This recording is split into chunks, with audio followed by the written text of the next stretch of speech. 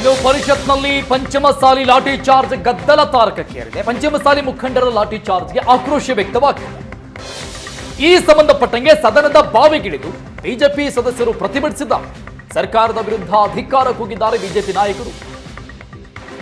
ಸಂತಾಪ ಸೂಚನೆ ಮುಗಿಸೋಣ, ನಿಲ್ಲಿಸಿ ಅಂತ ಸಭಾಪತಿ ಹೇಳಿದ್ರು. ಬಿಜೆಪಿ ಶಾಸಕರನ್ನ ಸಭಾಪತಿ ಹೊರಟ್ಟಿ ಗದರಿದ್ರು.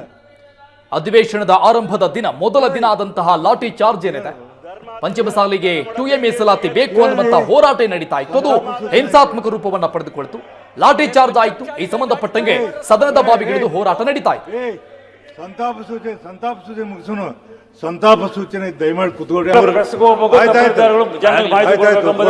3 ಗಂಟೆ ಮಾಡೋಣ. ಬೇರೆ ಏನಿಲ್ಲ, 3 ಗಂಟೆ ಕೊಡ್ಲಿ.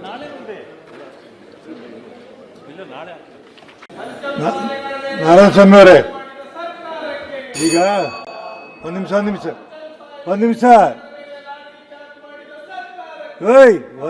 ಅಪ್ಪ ಕೇಳು. ಧರ್ಮಾಧಾರಿತ ರಾಜಕಾರಣ ಮಾಡೋ ಬಿಜೆಪಿಗೆ ಕೇಳಿ. ಸಂತಾಪ